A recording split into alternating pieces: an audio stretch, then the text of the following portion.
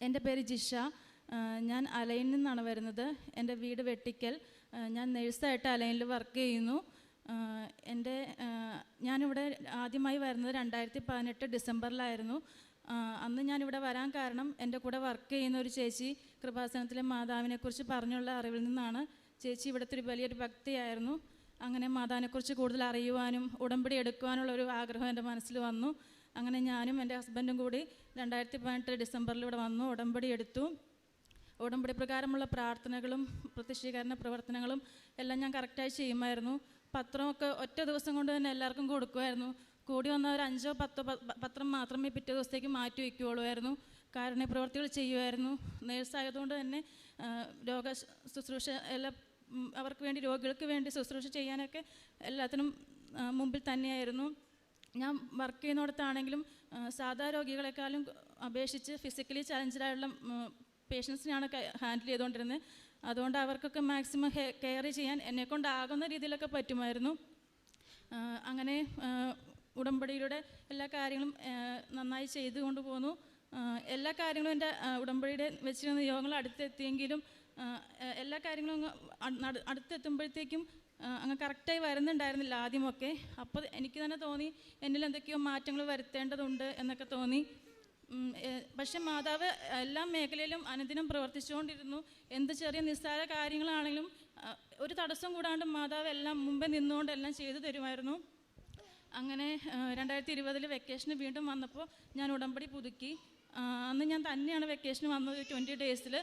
അപ്പോൾ ഞാൻ പുതുക്കാൻ വരുന്നതിന് മുമ്പ് തന്നെ ഞാൻ വീട്ടിൽ നിന്ന് പരിശുദ്ധാത്മാവിനുള്ള പ്രാർത്ഥനയൊക്കെ ചൊല്ലി 101 പ്രാവശ്യം തൃത്വസ്തുതികളൊക്കെ ചൊല്ലിക്കൊണ്ടാണ് വന്നിരുന്നത്. പുതുക്കി കഴിഞ്ഞപ്പോൾ മാതാവേ, എനിക്ക് അച്ഛനെയും കൂടി കാണാനൊരു അവസരം കഴിയുമെങ്കിൽ ഒന്ന് സാധിച്ചു തരണമെന്ന് വല്ലാണ്ട് പ്രാർത്ഥിച്ചിരുന്നു. അങ്ങനെ എനിക്ക് അച്ഛനെ കാണാനൊരു അവസരം മാതാവ് തന്നു.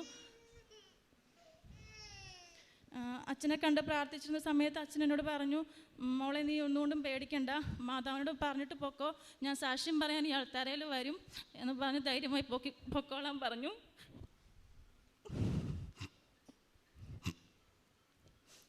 അതിനുശേഷം ഇപ്പോൾ എൻ്റെ ഒന്നാമത്തെ നിയോഗം തന്നെ, ഞങ്ങൾക്ക് 4 വർഷമായിട്ട് മക്കളുണ്ടായിരുന്നില്ല. അപ്പോൾ ഒരു കുഞ്ഞിനെ തരണമെന്നായിരുന്നു എൻ്റെ ആദ്യത്തെ നിയോഗം തന്നെ. പക്ഷെ പരിശുദ്ധ മാതാവിൻ്റെ കൃപയാൽ ഞങ്ങൾക്ക് ഒരു കുഞ്ഞിനല്ല 2 കുഞ്ഞുങ്ങൾ തന്നെ മാതാവ് തന്നത്. ഒരു കുഞ്ഞിനെ ഞാൻ ചോദിച്ചിരുന്നുള്ളൂ. അപ്പോൾ സ്കാനിങ്ങിലൂടെയൊക്കെ അറിയാൻ പറ്റി ട്വിൻസാണെന്ന് അറിയാൻ പറ്റി. അപ്പോൾ ഞാൻ മാതാവിനോട് പറഞ്ഞു, മാതാവേ, എൻ്റെ ഭാഗത്തു നിന്നാണെങ്കിലും ഹസ്ബൻഡിൻ്റെ ഭാഗത്തു നിന്നാണെങ്കിലും ഞങ്ങൾക്ക് വീട്ടിൽ ആൺകുഞ്ഞുങ്ങളില്ല. മാതാവേ, എനിക്കൊരു ആൺകുഞ്ഞിനെ കൂടെ തരണേ എന്ന് ഞാൻ ഹന്നയും ഏലിയയെ പോലെയും ദൈവസേനയെ കരഞ്ഞ് പ്രാർത്ഥിച്ചുകൊണ്ടിരുന്നു. ദൈവസേനയെ കരഞ്ഞാണ് പ്രാർത്ഥിച്ച് ഇപ്പോൾ ആർപ്പോടെ കൊയ്ത് തന്നെയാണ് നിൽക്കുന്നത്. അങ്ങനെ മാതാവ് ഒരു ആൺകുഞ്ഞിനെയും തന്നു. അപ്പം ഞാൻ ഒരു നേർന്നായിരുന്നു, എനിക്കൊരു ആൺകുഞ്ഞിനെ തരുവാണെങ്കിൽ ഞാൻ അതിനെ ശമ്മുവേൽ എന്ന് വിളിച്ചോളാം. അങ്ങനെ ഞങ്ങൾ ആൺകൊച്ചിന് ഏതൻ സാം എൽദോ എന്നും പെൺകൊച്ചിന് കിയാറ സാറ എൽദോ എന്നുള്ള പേരും കൊടുത്തു. ആ സമയങ്ങളിൽ അച്ഛൻ്റെ ധ്യാനങ്ങളൊക്കെ ഞാൻ മുടങ്ങാതെ കേൾക്കുമായിരുന്നു. ഒരു ദിവസം ധ്യാനത്തിൽ അച്ഛനിങ്ങനെ പറയുവാൻ തുടങ്ങി, ഒരു ഗർഭപാത്രം ഞാൻ കാണുന്നുണ്ട്, ആ ഗർഭപാത്രത്തെ മാതാവ് പ്രത്യേകമായിട്ട് പൊതിഞ്ഞു പിടിച്ചേക്കുന്നതെന്ന് പറഞ്ഞു. അപ്പം ഞാനത് എൻ്റെ തന്നെയാണെന്ന് വിശ്വസിച്ചു. എന്നിട്ട് അച്ഛൻ ഇവിടെ രോഗശാന്തി ശുശ്രൂഷയ്ക്ക് ചൊല്ലുന്ന മക്കളില്ലാത്തവർക്ക് വേണ്ടി ചൊല്ലുന്ന പ്രാർത്ഥന, അതിൻ്റെ ഒരു ചെറിയൊരു 8 മിനിറ്റ് ദൈർഘ്യമുള്ളൊരു വീഡിയോ ക്ലിപ്പ് എൻ്റെ വാട്സപ്പിലുണ്ടായിരുന്നു. ഞാൻ ഹോസ്പിറ്റലിൽ എപ്പോൾ ഡോക്ടറെ കാണാൻ പോകുമ്പോഴും എപ്പോൾ ഫോളോ അപ്പിന് പോകുമ്പോഴും അത് മ്യൂട്ട് ചെയ്ത് ആരും കേൾക്കില്ല, ഞാനും മാതാവ് മാത്രമേ കേൾക്കാറുള്ളൂ. അത് പ്ലേ ചെയ്തുകൊണ്ടാണ് എപ്പോഴും പോയിക്കൊണ്ടിരുന്നത്. ഈവൻ ബ്ലഡ് ടെസ്റ്റ് ചെയ്യുമ്പോഴും സ്കാനിങ് ചെയ്യുമ്പോഴൊക്കെ ഞാനത് വെച്ചുകൊണ്ടിരിക്കുമായിരുന്നു. മാതാവിൻ്റെ കൃപയാൽ ജനുവരി 3, 2021 പ്രഗ്നൻസി പോസിറ്റീവാണെന്ന് അറിഞ്ഞു. അതിനുശേഷം ഓരോ സ്കാനിങ് ചെയ്യുമ്പോൾ ഓരോരോ തടസ്സങ്ങൾ വരുമെങ്കിലും ഓരോരോ സഹനങ്ങൾ വരുമെങ്കിലും അവിടെയൊക്കെ മാതാവ് ഒരു ബലമായിരുന്നു. മാതാവിൻ്റെ പ്രത്യക്ഷീകരണ പ്രാർത്ഥനയും നേർച്ച വസ്തുക്കളൊക്കെ ഒരു ബലവും താങ്ങുമായിരുന്നു. അങ്ങനെ വലിയ പ്രശ്നങ്ങളൊന്നും ഇല്ലാണ്ട് 2022 ഓഗസ്റ്റ് 20 എനിക്കൊരു ആൺകുഞ്ഞിനെയും പെൺകുഞ്ഞിനെയും ജന്മം കൊടുക്കാൻ പറ്റി.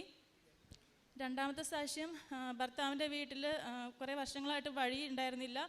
അപ്പോൾ വഴിക്ക് വേണ്ടി ഞങ്ങൾക്കാകുന്ന രീതിയിലൊക്കെ ഞങ്ങൾ ശ്രമിച്ചു, ഒന്നും നടന്നില്ല.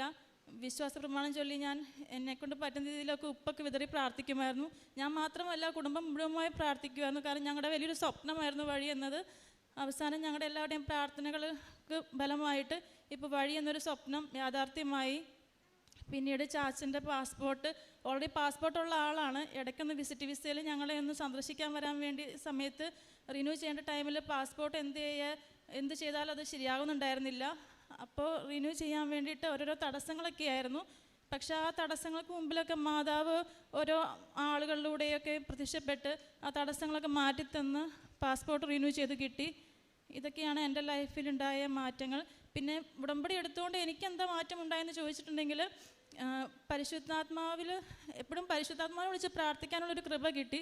പണ്ടൊക്കെ ഉപവാസം എടുക്കുമെങ്കിലും ജസ്റ്റ് ഒരു നേരത്തെ ഭക്ഷണം ഒഴിവാക്കുക എന്നൊരു ചിന്ത മാത്രമേ ഉണ്ടായിരുന്നുള്ളൂ. അല്ലാണ്ട് പ്രാർത്ഥനയിൽ അത്ര വലിയ പ്രാർത്ഥിക്കുമെങ്കിലും ആ വെറുതെ ക്വാണ്ടിറ്റിയിൽ മാത്രമാണ് ഞാൻ വിശ്വസിച്ചിരുന്നത്. പക്ഷേ ഇപ്പോൾ ക്വാണ്ടിറ്റിയിലല്ല കാര്യം, പ്രാർത്ഥനയുടെ ക്വാളിറ്റിയിലാണ് കാര്യം എന്ന് മനസ്സിലായി. പരിശുദ്ധാത്മാവ് പ്രാർത്ഥിക്കാനുള്ളൊരു കൃപ കിട്ടി. ഇപ്പോഴും കുറവുകളും കുറ്റങ്ങളും ഉണ്ടെങ്കിലും പരിശുദ്ധാത്മാവ് നിറവിൽ മുമ്പോട്ട് പോകാൻ മാതാവിൻ്റെ കൃപയാൽ സാധിക്കുന്നുണ്ട് എന്നാണ് വിശ്വസിക്കുന്നത്. ഇത്രയും പറഞ്ഞുകൊണ്ട് ഞാൻ എൻ്റെ എളിയ സാക്ഷി ഇവിടെ സമർപ്പിക്കുന്നു.